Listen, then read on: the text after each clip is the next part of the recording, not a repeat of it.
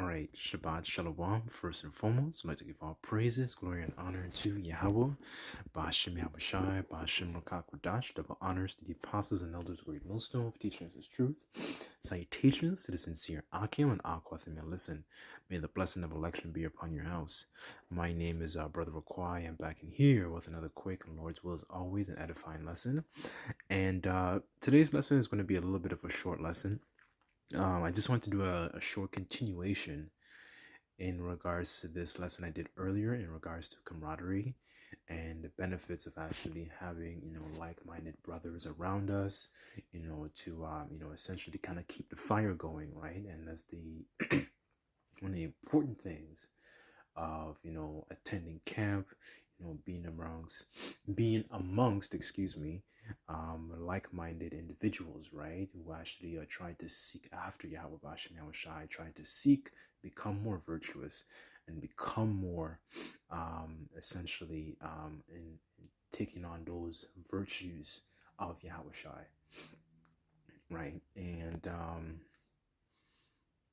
so I just wanted to add a couple more precepts to this. So, as always, Lord's will, that this lesson may be edifying, right? And I just wanted to touch on as well another perk of actually being amongst, like-minded brethren, right?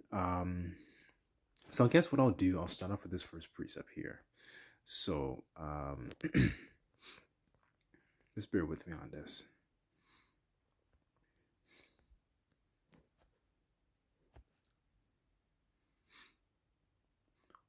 Okay, so this is Sirach 37, verse 12, and it says, "But be continually with a godly man who knoweth to keep the commandments of the Lord Yahweh, Bashem Yahushai, whose mind is according to thy mind, and will sorrow with thee if thou shalt miscarry." And that's so important. That's so essential, especially for these times, because you're actually spending time and being amongst brethren who not only keep the Most High's commandments, right? So, in doing so, there is how would you call that? There is already an aura of safety, of trust, of code of conduct, essentially, being amongst, godly men, right? Virtuous men, men that are pursuing to be more like Yahushai, right? That's so important because, in these times, not even, well, I would say it like this, you know, when you're amongst, I guess, people in the world, that aura is not there, right? So, and when that aura is not there, you don't have the same level of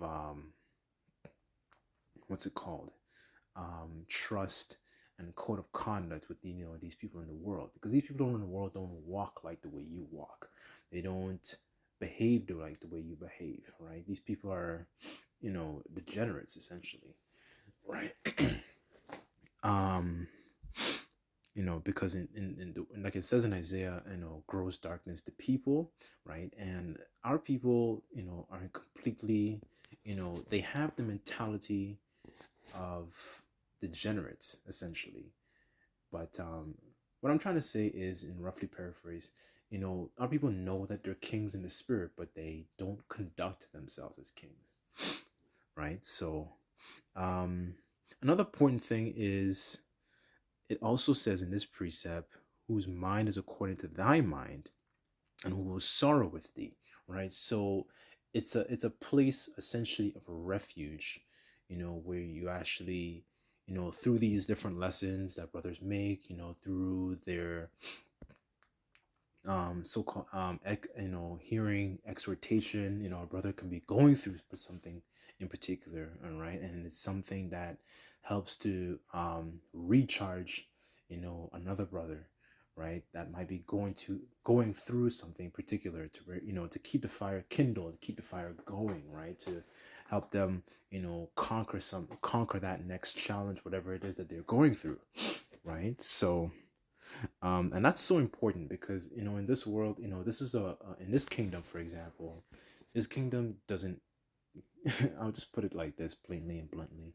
This kingdom doesn't give a shit about men's men's problems, men's afflictions, men's emotions, right? And it's this kingdom essentially uplifts and benefits the woman. A man's, especially an Israelite man's um, plight. This world doesn't care about that. Doesn't care about you Israelites. But I'm speaking specifically like in terms of sorrow, grief. When a man, because what the scriptures talk about, with more wisdom comes essentially more grief, and this world doesn't this world doesn't care about that, right? Especially when it comes to men's situations, right? So that's another important thing in regards to the benefits of that camaraderie is what I'm speaking of, right? So there's that, that who would sorrow with you, right? And help you to, they might have to break you down and then build you back up, right? And that's so important. So verse 13, it says, and let counsel of thine own heart stand, for there is no man more faithful unto it thee than it, right? So that's really, really important to have that presence of godly men, virtuous men, right? So let's jump to Luke 22.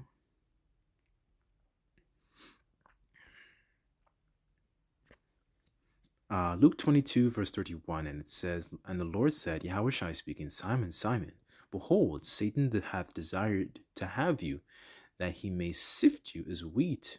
But I have prayed for thee, that thy faith fail not, and when thou art converted, strengthen thy brethren, right? And that's so important too, because you have that pillar of strength, first and foremost, you have Yahweh Bashim Yahushai, but an extension of that is, you have, the brethren who are following those particular footsteps, right? And that's and that and some brothers, have their own particular strengths. Like it goes into, like, I believe it's 1 Corinthians 12 that goes into that, but each brother has like their own strength in particular certain things, and they can actually be able to give you that that motivation, what it is that you need to conquer the next challenge, whatever it is that a brother might be going through, right? So and another thing as well is something I was actually just meditating on today, and something that I was thinking about today was that with friends, with true friends, is actually, they're actually able to edify and strengthen one another, right? Like, so for example, there's a lot of things I've learned from the apostles and elders who have been woken up before me, who've been teaching a lot longer than I have. And then there are some things that I would learn from particular brothers who who got woken up after me, right? And that's so, like, they all have their own strength, right? And it makes you sharper. And the scriptures say iron sharpeneth iron, right? So another point I really want to hit the nail on the head with this lesson is edification, right? And that's something I've noticed, just listening to conversations with people on the plantation, and you listen to the discourse of the conversation. It's nothing ever like truly uplifting, nothing that ever actually challenges the person. It's all this complete nonsense that they're talking about. Complete folly, complete nonsense. They're so wrapped up in all these different lives of these celebrities, and all these celebrities are complete degenerates, because the Lord's shining a light on the type of people they really are. As a matter of fact, this was one of my precepts. Just bear with me on this.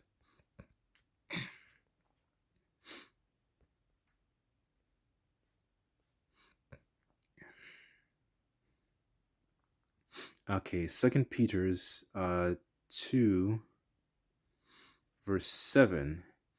I'll read it in NLT, and it says, "But Yahweh also rescued Lot out of Sodom because he was a righteous man who was sick of the shameful immorality of the wicked people around him." KJV, it says, "And delivered just Lot, vexed with the filthy conversations of the wicked," right? So this is something, that we also have to like bear, because, you go around, not intentionally, but I'm just saying, like, in these spaces, whether it be at work, you know, you hear about the conversations that these people have, and it's conversations that vexes you. It's conversations that is displeasing. It's conversation that is not edifying. It doesn't lead to anything, righteous or virtuous or anything like that. It's just a bunch of vain psychobabble, right? So that's another benefit of actually being amongst like-minded individuals, right? Because it also, get perspectives on particular things. You get experience. Like, there's a lot of experience that I personally don't have that other brothers might have, right? So let's go to, just bear with me, Slack here. Ecclesiastes.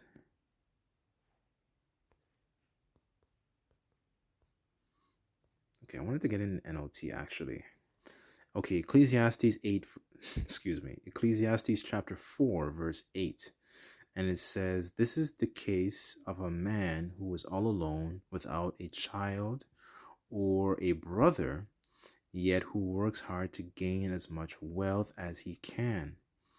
But he asks himself, 'Who am I working for? Am I giving up so much pleasure now?'" Excuse me. "It is all so meaningless and depressing." Verse 9, it says, "Two people are better off than one, for they can help each other succeed." Verse 10, "But if one person falls, the other can reach out and help. But someone who falls alone is in real trouble," right? And that's very interesting. And actually, kind of, if you watch the first part of this lesson that I did in regards to camaraderie, imagine if David was going through that situation, and he didn't have Jonathan to actually, be that assistant, and be that that person to give, to speak on his behalf, right? Because Saul was coming after him, right? When you go through the story, and Jonathan kind of essentially helps him, and speaks a good report on David's behalf, right? So imagine David going through that situation, and he didn't have Jonathan to actually help him, right? A person who falls alone. And that can also be likened onto a lot of these um Israelites, that they're kind of essentially shunning the importance of being at a camp, or they don't check in, or so on and so forth, right? A person who falls alone is in real trouble, right? Because you don't have a person, to be able to actually help you up. um Verse 11, it says, "Likewise, two people lying close together can keep each other warm." And that's true, spiritually, and actually, physically. But how can one warm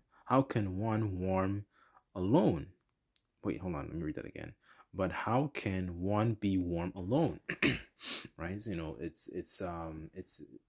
This is very, very, very interesting, because it shows that, another brother's presence can actually, keep the fire going. And I don't mean that physically, I actually mean that spiritually, right? It can actually, it keeps the fire kindled. That's what's going on here, right? It keeps your spirit kindled, it keeps you energized, keeps you focused, keeps you sharp, so on and so forth. Um, um, It says, "A person standing alone can be attacked and defeated, and two can stand back to back and conquer. There, excuse me, three are even better, for a triple braided cord is not easily broken. That's true, when you have a lot of brothers dwelling essentially in unity, it's hard to actually, I don't want to say pull them apart, but I want to say that for lack of better words, right? Because it's just talk about when two or three are gathered in my name, there I am in the midst of them, right? Um, so it really goes to show the importance of being around godly men, virtuous men, who have a healthy, who practice a health and have a healthy fear of Yahweh Bashim Yahushai, right? Because it creates that level of an aura of conduct, people who will sorrow and bear each other's burdens, so to speak, who can keep you edified, keep you sharp, keep the fire kindled in your spirit, essentially, because this world drains you.